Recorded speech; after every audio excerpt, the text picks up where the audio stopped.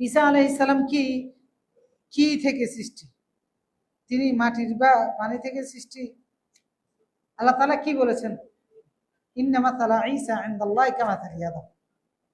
প্রশ্ন করছে, আল্লাহ তাআলা জবাব দিয়েছে যে ঈসা হচ্ছে আল্লাহর কাছে আদম যেরকম ওইরকম। আদমকে বাবা মা ছাড়া সৃষ্টি করেছেন, ঈসা আলাইহিস সালামকে বাবা ছাড়া সৃষ্টি করেছেন। এটা আর সহজ সৃষ্টি ছিল। এরপর ঈসা আলাইহিস সালামের রূহের কথা বলেছেন, ইয়াসআলুনাকা আনির রূহ কুলির রূহু মিন আমরিল্লাহ। আল্লাহর নির্দেশ বলেছেন, আল্লাহর নির্দেশেই তিনি মারিয়াম আলাইহিস সালামের গর্ভের মধ্যে এসেছেন। বাস এটাই সৃষ্টি। উপাদান যদি খুঁজতে যান, উপাদানের ক্ষেত্রে আল্লাহ নির্দেশ দিয়েছেন, অটোমেটিকলি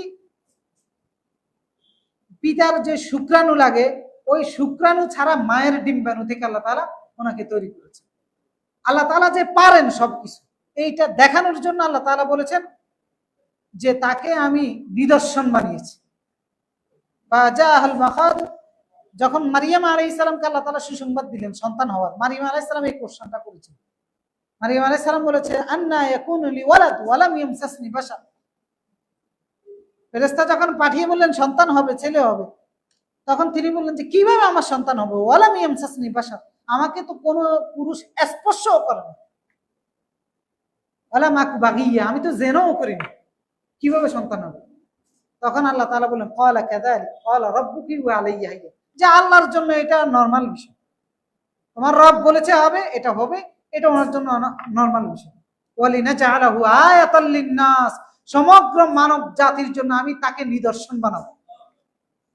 ওয়া কানা আমরুন মাকদিয়া, এই ফয়সালা হয়ে গেছে। তো আদম আলাইহিস সালাম নিদর্শন ছিলেন সমগ্র মানব জাতির জন্য, যে পিতা মাতা ছাড়া আল্লাহ বানাইছে। তো ঈসা আলাইহিস সালামও ওইরকম নিদর্শন, যে মাতা পিতা ছাড়া আল্লাহ বানিয়েছে। এটাই ঈমান, এটার মধ্যে থাকতে হবে। এত ডানে বামে এত জিনিস খোঁজা যাবে না। কারণ আপনি কি আল্লাহকে বিশ্বাস করেন না? ইদা আরাদা শাইআন ইয়াকুলা লাহু কুন ফায়াকুন। আল্লাহ কোনো কিছু বললে হও, হয়ে যায়। তাহলে এখানে তো পিতাও লাগে না, মাতাও লাগে না, মাটিও লাগে না, কিছুও লাগে না, এমনি তো হয়ে যায়। তা আল্লাহ তো সেই ক্ষমতার মালিক। তারপরে আল্লাহ আপনাকে জানাইছে যে আদমের বানাইছে মাটি থেকে, ঈসারে বানাইছে মায়ের কাছ থেকে বাবা ছাড়া। মায়ের কাছে তো ডিম্বাণু থাকে অটোমেটিক। যদি উপাদান খুঁজতে যান, তাহলে পিতার শুক্রাণু ছাড়া মায়ের ডিম্বাণু থেকেই আল্লাহ তাআলা ঈসা আলাইহিস সালামকে তৈরি করে ফেলেছে। তিনি মাটির বা পানি থেকে, মাটির সৃষ্টি আমরা অটোমেটিকলি আমরা বলতে পারি আমাদের একবারে প্রথম সৃষ্টির কারণে, আদম আলাইহিস সালামের কারণে। কিন্তু আদম আলাইহিস সালাম ছাড়া বাকি সবাইকে আল্লাহ তাআলা বলেছেন পানি থেকে। ওই হিসেবে আপনি ঈসা আলাইহিস সালামকেও বলতে পারেন উপাদানগতভাবে পানি ছিল, উপাদানগতভাবে পানি থেকেই তৈরি করা হয়েছে।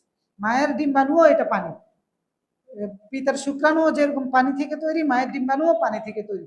ওই হিসেবে উপাদানটা পানি থেকে তৈরি। আল্লাহ তাআলা বলেছেন, ওয়ালাকাদ খালাকনাল ইনসানা মিন সুলালাতিন মিন তিন সুম্মা জাআলনাহু নুতফাতান ফি করারিন মাকিন, যে শুধুমাত্র আদমকে মাটি থেকে তৈরি করেছেন, বাকি সবাইকে পানি থেকে তৈরি করেছেন।